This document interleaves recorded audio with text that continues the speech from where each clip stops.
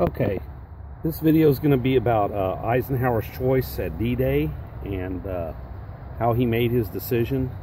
At the time, Eisenhower was the strongest or had the most power of anybody in the Allies that the Allies had, because he had the go-no-go decision for the invasion of Germany. Now, it was commonly thought by the Germans that Patton was going to lead the assault. So across the pond at the Pas du Calais, where the channel comes out, the narrowest point between Europe and Britain proper, that's the Pas du Calais, and it was commonly. And Patton had a fake army. He had several hundred people under his command. They had inflatable tanks, cardboard cutout planes, and they moved a lot of stuff around with different banners to make it look like he was going to lead the assault at the direct opposite part of where the actual assault happened, which was along here. And here are the Sword, Juno, Gold Beach. These were the names given to them for the assault. Omaha and Utah, which were the two beaches the Americans had, were Omaha and Utah. And that's where the Americans took the most casualties, was right here within 100 yards of the beach. And the same thing on Omaha. Now, Gold and Sword, one was the Canadian troops, and then the other two were the English troops. Now, this was the order of battle in West Normandy at the time. So they already had emplacements down there to back it up. Let's go over here and get a good look.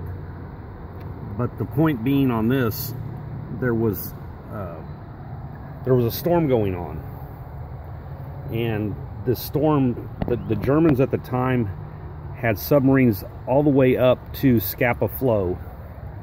Here's a picture of it. So the Pas du Calais is right here, and then the actual attack was over here. So Patton's fake army was right around here. Well, if you go up this coast here, which isn't on the map, there's Scapa Flow, where the English fleet was harbored at. Now the Germans had U-boats operating there. They also had U-boats operating in the Atlantic South. There was too much coverage in the middle of the Atlantic because they were trying to protect the sea lanes, and they had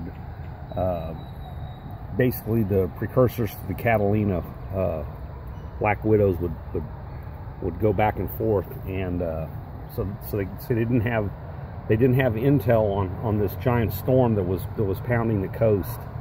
Now, the Allies had a weather station in Greenland, and they had intel that the storm was going to break for 3 days.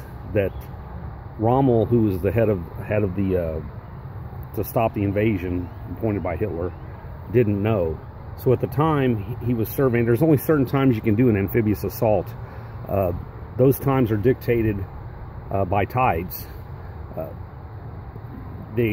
Especially if the enemy's ready. Now, he had a couple years to prepare for this. So what he did, there was anti-ship and amphibious assault items all along in the water, and you needed tide to be at a certain level for them to get across and not be just stuck there like skewered animals waiting to be slaughtered. So he didn't know. He thought, well, they're not going to be able to attack for at least 25 days, and it was his wife's birthday, and so he made the decision to go to her birthday party in Bavaria. And so they couldn't get a hold of him for about a 12-hour period, because they didn't have cell phones back then, obviously. So, and at the time, Hitler was taking massive amounts of medication, mainly a methamphetamine cocktail that had a lot of B12 in it and some glandular extract. So what he would do is he'd be up for like 18 hours with all kinds of energy, and then he would crash for almost a day. So the Germans had a Panzer Corps that was an entire brigade that was stationed approximately here, and they were to be the rapid reaction force to go to wherever the actual Allied landing was and throw them into the sea. Now, would they have? We won't know. Obviously, history's already been written, but it would have made it dicey at best. So Hitler was insensate in his, wouldn't even answer his door, and they couldn't get a hold of Rommel, so that commander just stayed there. And had he reacted, maybe not, they would have gotten thrown back into the sea. So just the fact that the Allies had a knowledge of a 3-day break in the weather made all the difference in the world on when to call it. Now, once they actually got onto the beach, they got stuck in what's called the Bocage region of France, and it looks pretty much the same now as it did then. The French farmers say they had a 20-acre plot. Every time they plowed, they would find kind of big rocks there, and they would take them and use them as part of their fence. And over the centuries, the vines grew through the fence and reinforced the defense there. So the Germans had, you know, a while to get ready, and so they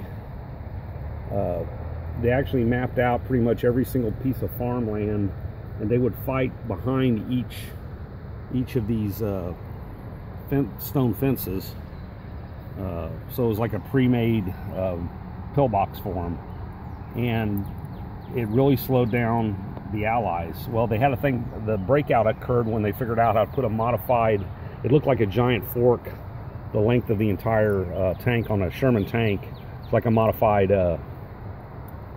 bulldozer blade, and they would run into the fencing, the stone fence that had the vines in it, and they would hit it at different angles, and that would break it up. And then although the Bocage area was great at chopping up people, once they got the Shermans through there, the artillery they had there, because remember, they couldn't get their tanks in there either, so they had to drop back, and then later on, obviously there was the Battle of the Bulge later on. I got some other artifacts from there.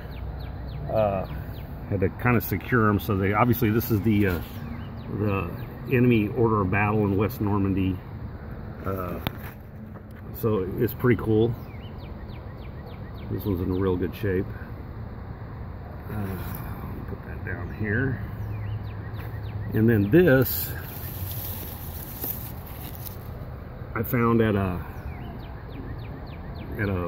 estate sale, and it was Operation Bigot Neptune, which was a side. There was this where the jumps happened, and where they launched the paratroopers, and so it's showing the lines of where they were going to hit at.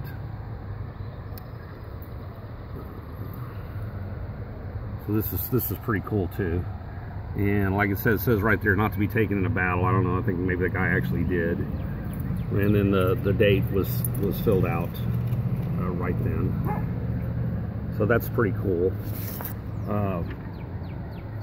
Another estate sale, I got this little jewel, which was some guy that actually did the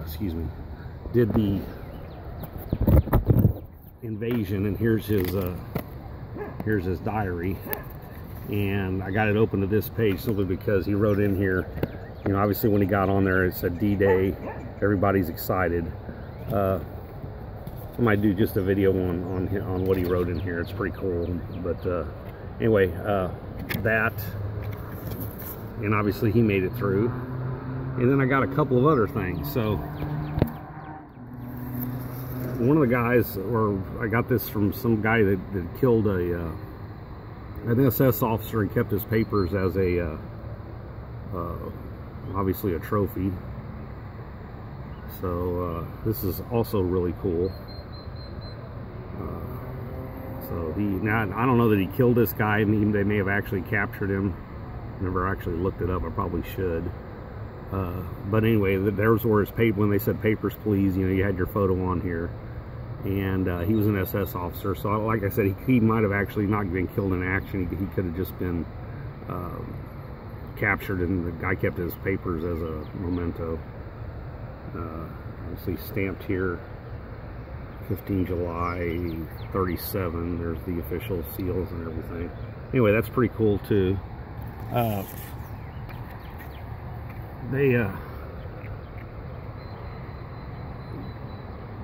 This was a safe conduct pass that they would give to the Germans that surrendered.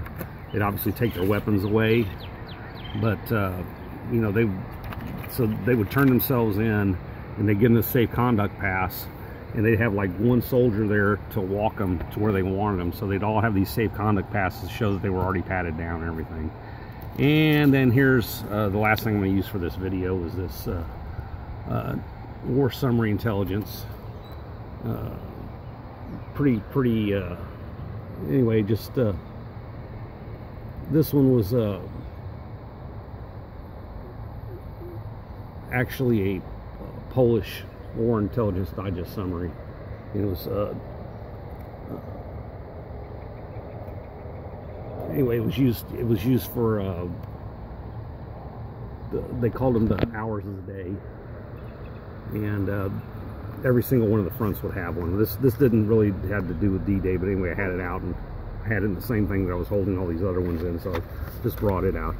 Anyway, so yeah, the D-Day invasion was predicated on knowledge Eisenhower had about the 3-day break in the weather that the Germans didn't know about, because like I said, they only had U-boats up to Scapa Flow, which was at just maybe 20 miles past the end of this this map. Thank you. Go to timbosplace.com and subscribe, like and subscribe if you would. Thank you. Bye.